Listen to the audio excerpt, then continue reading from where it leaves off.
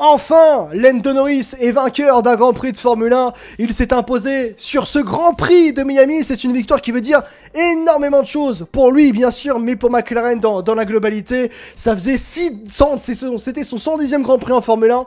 Et au bout de 110 Grands Prix, il est enfin allé décrocher cette première victoire en Formule 1. Et une victoire de marque quand même, parce que la manière d'aller chercher ce Grand Prix, il fallait le faire. Le rythme qu'il a eu, absolument soutenu. Il n'a pas de choc, Lando Norris, par rapport à Max Verstappen. Il a vraiment, j'ai envie de dire, cravaché bien comme il faut pour s'écarter du danger Max Verstappen pour aller chercher cette victoire. Incroyable dimanche, tout simplement. On est tous pro McLaren ce soir. Je suis très heureux. Très sincèrement, je suis très heureux pour les Norris, mais aussi très heureux pour McLaren. Ou plutôt inversement, très heureux pour McLaren, mais surtout très heureux pour les Norris parce qu'on y attendait. On y attendait énormément, effectivement, cette victoire qui devait arriver un jour parce que les Norris a le talent aujourd'hui d'un futur champion du monde, quoi qu'on en dise. Depuis le début de sa carrière, il a toujours montré qu'il avait ce talent de futur champion du monde, Lando Norris, et on l'a toujours dit. Mais la problématique, c'était d'être clutch, d'être bon dans les bons moments, d'être excellent dans les moments opportuns. Et ce qui avait manqué forcément à Lando Norris, notamment c'était il y a quelques années maintenant, en 2021, c'était au Grand Prix à Sochi, effectivement, en 2021, quand il a fait l'erreur avec McLaren de globaliser, de pas mettre les bons pneus, ce qui lui a enlevé la victoire en Grand Prix. Incroyable dimanche, tout simplement, on est tous pro McLaren, Jonak nous dit. Oublions pas la 4ème place aussi de Daniel Ricciardo, mais qu'est-ce qu'elle veut dire réellement cette première victoire de Lando Norris aujourd'hui, bien sûr. Bienvenue dans l'After F1 pour ceux qui viennent d'arriver. On revient sur ce Grand Prix et bien évidemment sur la victoire de Lando Norris, la première en Formule 1 pour justement le pilote britannique.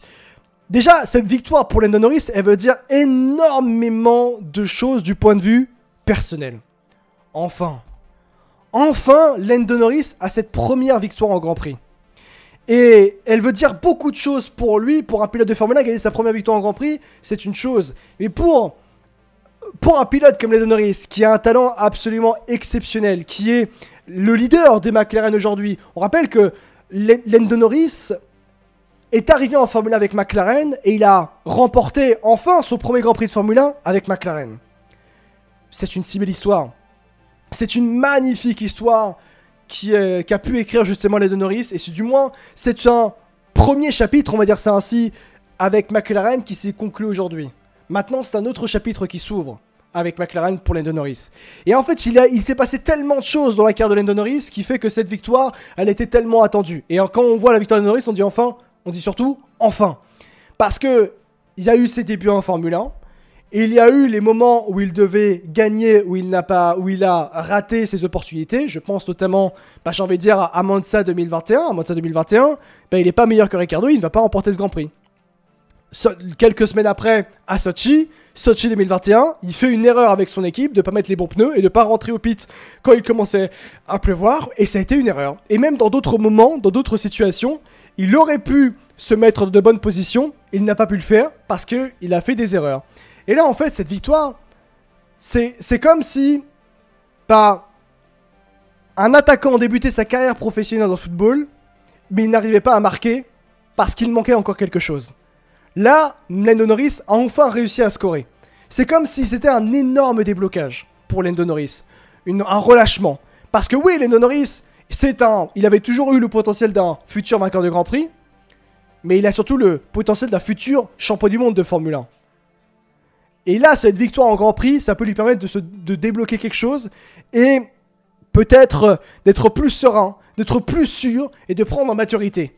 Parce que la Formule 1 et le sport, c'est peut-être des facteurs de déclic.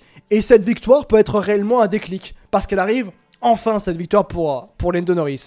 C'est la moustache de la maturité qui fait ça. La première victoire, ça peut débloquer quelque chose chez lui. C'est tout ce que je lui souhaite. Incroyable dimanche, tout simplement. On est tous pro McLaren, encore une fois, comme nous l'a dit Jonak dans le chat. La très mauvaise performance de Red Bull, par contre. Et notre Verstappen qui n'a pas le rythme, et Perez qui a fait le yo-yo, nous dit Jonak. Alors, on va en discuter aussi d'après, mais surtout la victoire de Lando Norris. En fait, au-delà même de la victoire de Lando Norris, moi, c'est surtout ce que je veux. Là où je veux appuyer, c'est surtout la performance. La performance de Lando Norris aujourd'hui, même si ça n'avait pas été une victoire en Grand Prix, ça aurait été une performance solide. Parce que le fait de, ok, il y a le restart, il y a la safety car, Mais avant la safety car, il te fait quand même un sacré boulot, une sacrée course, Lando Norris, pour avoir un rythme absolument très bon et exceptionnel, faire tenir ses pneumatiques avec une McLaren qui, je le rappelle, a été drastiquement améliorée au niveau de la monoplace. Et bah, la monoplace McLaren a beaucoup amélioré la monoplace et derrière, elle a pu sortir des performances plus que décentes, voire même exceptionnelles, peut-être même assez inattendues, parce que Lando Norris a été performant et a réussi à assumer ses responsabilités. Et en fait, en ayant réussi à assumer ses responsabilités, il a réussi à sortir cette performance-là. Et même si c'est pas une victoire en Grand Prix pour SF6, même si ça n'avait pas été une victoire en Grand Prix pour Lando Norris, ça aurait été quand même une performance exceptionnelle. Il y a 2 semaines en Chine, il te fait un boulot exceptionnel aussi, Lando Norris. Hein. Et il a terminé 2ème, si je me trompe pas, lors du Grand Prix de Chine. Avec la monoplace. Parce qu'il sort une performance exceptionnelle. Là, aujourd'hui, il te sort une performance absolument exceptionnelle qui va se traduire par une première victoire en Grand Prix. Parce que tout a été parfait pour lui. Et même, je parlais juste avant de ce qu'il a fait avant la safety car. Mais ensuite, quand il prend la safety car...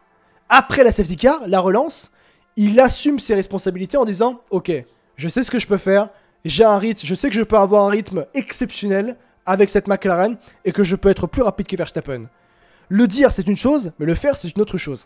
Et il a assumé, il a été plus rapide que Verstappen dans la 2e partie de course. Vous vous rendez compte ?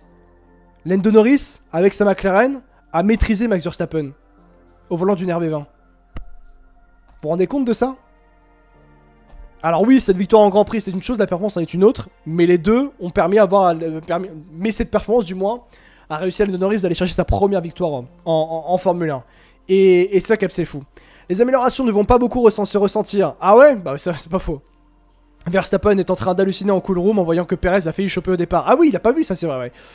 Je suis d'accord, si McLaren continue comme ça peut être une saison folle, elle peut clairement aller chercher Max sur plusieurs circuits. Alors je suis d'accord avec toi, parce que... en fait, il faut quand même se rappeler que pour ce Grand Prix de Miami, Lando Norris a remporté ce Grand Prix de Miami avec une McLaren améliorée au plus possible. McLaren, pour ce Grand Prix de Miami, ils ont apporté Optimus Prime. Hein. C'est littéralement une quasi nouvelle voiture qu'ils ont apporté McLaren du côté de Miami. Et ça a traduit justement par une magnifique performance de Lando Norris qui est allé remporter ce Grand Prix. Et même d'ailleurs, je fais le parallèle, mais Oscar Piastri... aussi, il faisait une très bonne course avant d'avoir la collision avec Carlos Sainz. Donc en fait, Piastri, vont dire que Piastri n'avait pas les améliorations sur la monoplace, mais il faisait quand même une très bonne course. Sans amélioration. Il jouait le podium aussi, Oscar Piastri. Tout ça pour dire en fait que finalement, en fait, cette victoire de Lando Norris, cette victoire surtout de McLaren dans la globalité, elle montre à quel point McLaren va dans le bon sens. Et McLaren peut faire peur. Parce que j'insiste sur un point. Mais McLaren a battu Red Bull à la régulière. Quoi qu'on en dise, la safety car, après la safety car, Verstappen n'était plus là par rapport à Lando Norris. Hein. Verstappen avec Red Bull n'ont pas pu tenir McLaren. Ils n'ont pas pu tenir sur McLaren. Donc, on est en train de me dire que là, McLaren, avec les améliorations, ils ont donc réussi à créer une monoplace capable d'aller gagner à la régulière sur Red Bull. Voilà. Voilà la situation. Aujourd'hui, McLaren a une voiture capable d'aller gagner à la régulière sur Red Bull. Au vu de tout ce qui s'est passé aujourd'hui, McLaren a réussi à faire ça. Ferrari n'a pas réussi à faire ça. Mercedes n'a pas réussi à faire ça. Je dis Ferrari parce que Ferrari, si Verstappen n'avait pas abandonné lors du Grand Prix d'Australie, Verstappen aurait quand même gagné sur Carlos Sainz en termes de rythme. Hein. Donc c'est pour ça que je dis Ferrari n'a pas réussi à faire ça et Mercedes n'a pas réussi à faire ça. McLaren a réussi à faire ça. McLaren a réussi à créer une monoplace et grâce à Lando Norris, ils ont réussi à aller battre à la régulière Max Verstappen. Vous vous rendez compte de ça ? C'est exceptionnel ce qu'a fait McLaren aujourd'hui. Hein. Surtout que l'amélioration est le point fort des Anglais, alors que Red Bull, on sent que les problèmes internes ne se vont pas s'arrêter. Il y a un monde où McLaren devient d'ici plusieurs mois la première force du plateau avant Ferrari. C'est dingue, ils font ce que Mercedes ne sont plus capables de faire. C'est vrai. Verstappen n'a toujours pas réussi aux USA à faire pole plus course cumulée. C'est vrai d'ailleurs, oui, parce que l'an dernier, il n'avait pas fait la pole, Max Verstappen, à Miami. C'était Perez. Max aurait-il pu tenir Norris s'il était ressorti devant comme prévu? C'est une autre question. Oui, aussi, c'est vrai que c'est une autre question aussi également. Hein. Et même, alors, tu vois, je fais le parallèle par rapport à Mercedes. Vous vous rendez compte que McLaren a réussi à faire ce que Mercedes n'a pas réussi à faire. Voilà. Voilà. McLaren, écurie cliente de Mercedes, a réussi à faire ce que devait faire Mercedes. Point. Lando Norris est allé remporter à la régulière un Grand Prix de Formule 1 cette saison. À Miami. À la régulière, quoi qu'on en dise. Il a réussi à aller chercher... McLaren a réussi à aller chercher une victoire cette saison et même à aller battre Red Bull à la régulière. Pendant que Mercedes devait faire ça, et Mercedes ne peut pas faire ça. Parce qu'ils sont perdus. Mercedes est totalement perdu. Il y a hier, j'ai lancé le débat, est-ce que Mercedes est encore une top team? Non. Est-ce que McLaren est une top team? Oui, aujourd'hui. McLaren est redevenu une top team. Parce que ils agissent et ils performent comme une top team. Mercedes, aujourd'hui, au vu des performances, non pas seulement cette saison, mais au vu de la manière dont ils ont régressé depuis Abu Dhabi 2021, avec donc la saison 2022, 2023 et la 2024, où ils sont pas capables d'aller gagner, à l'exception de Russell, Brésil, qui est même presque une anomalie par rapport, sans manquer de respect, mais par rapport aux performances globales de Mercedes depuis début 2022, ouais, c'est ça en fait la problématique. C'est-à-dire que Mercedes... eux, de leur côté, n'arrivent pas à progresser, n'arrivent pas à corriger leurs problèmes de performance, de conception et au niveau du châssis. Tandis que McLaren, eux, ils ont fait des changements drastiques, ils ont pris tous les problèmes à bras-le-corps et ils ont réussi aujourd'hui à faire une monoplace capable, factuellement parlant, sur ce Grand Prix de Miami, capable d'aller battre à la régulière Verstappen et Red Bull.